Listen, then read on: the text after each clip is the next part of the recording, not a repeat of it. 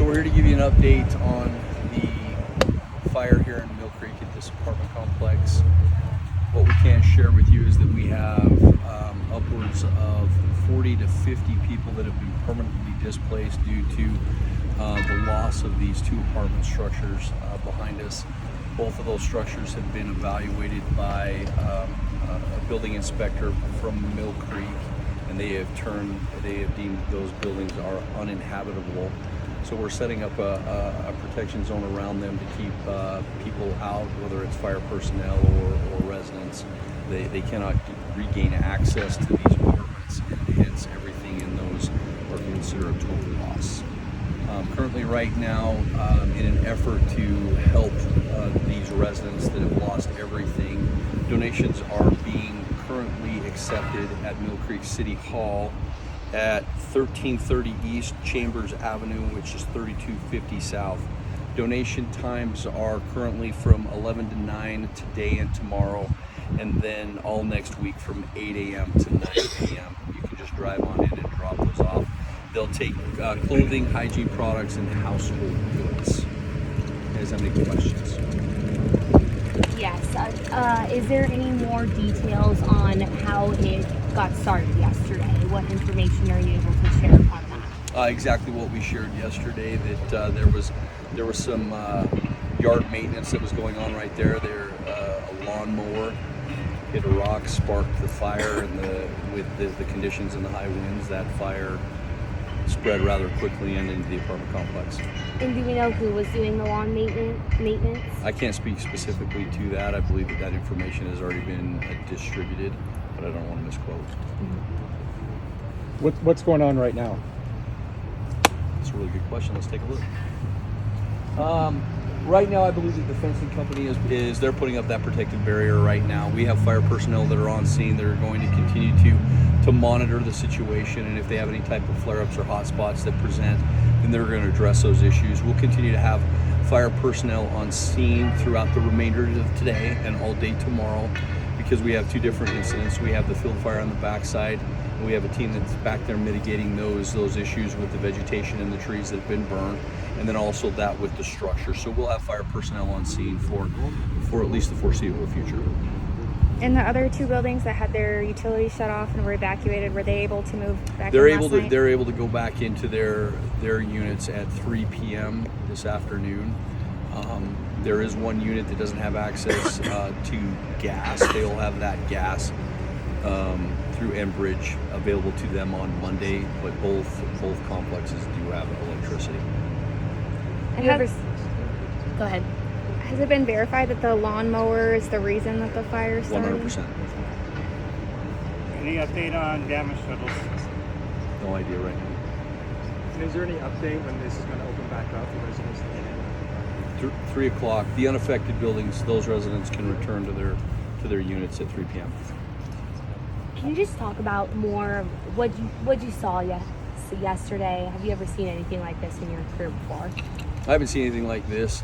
We had a very unique situation where we had high heat and significant winds, and so that dry vegetation that was in that field led, all it took was a spark, and it caught that field on fire and spread rapidly right into the apartment complex.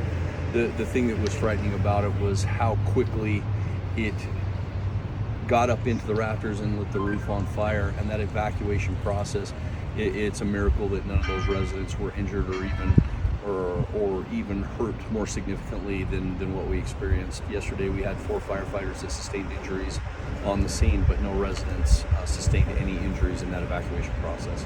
Are those firefighters going to be okay? They're fine. As of right now, are all the flames out, or are we still having pockets of flames? I wouldn't say that we necessarily have flames. They still have hot spots that they're working on containing, but for the most part, I would probably call it 90% contained. As soon as it's completely cleared out, then once we leave, we feel 100% confident that it's completely mitigated on our end. Are there What any- kind of injuries did they receive, the firefighters? Just minor injuries, inhalation. Can you talk about those initial moments? Because I imagine it must have been quite frantic, and from what we've heard from residents, firefighters were pulling people out really, really fast. Well, that transition from an initial fire attack to an evacuation mode, that obviously life safety is paramount. That's our number one priority on any incident that we respond on. And so obviously when we transition into that, and there is that heightened sense of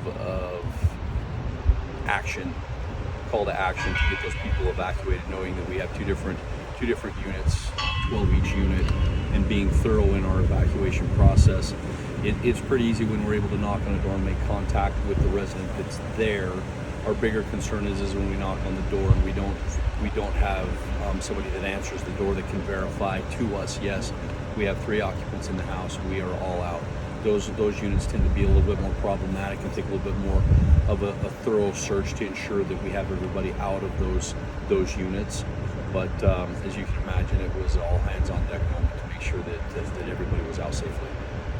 You know, it's good to hear that there was no loss of human life. Is there been any totals about loss of like pets, anything like that? That it's undetermined right now. We have a significant number of pets, and we have talked with their owners to submit pictures and descriptions of their animals to certain websites that they can get their messages out right now.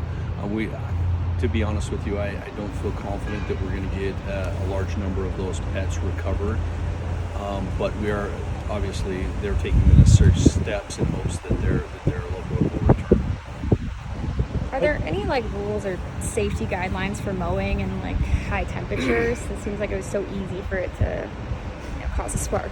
I mean, I don't know that there are any type of city laws or ordinances in place in regards to yard maintenance or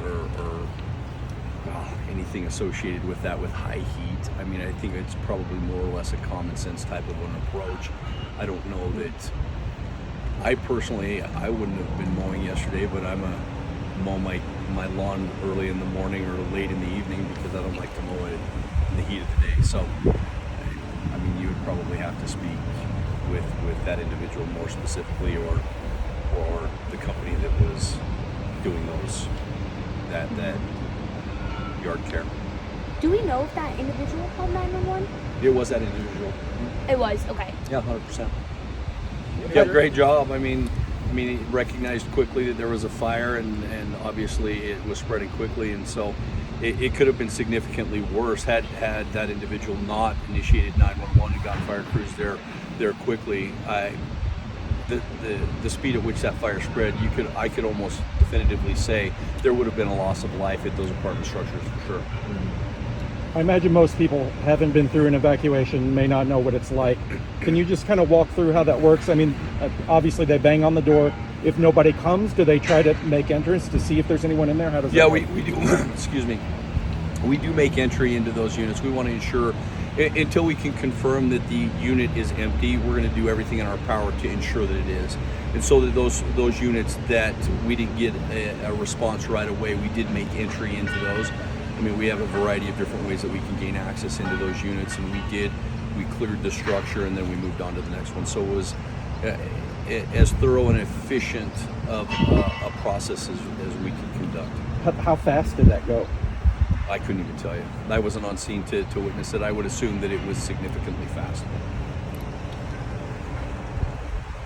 It sounds like there's no ongoing investigation or repercussions for the person.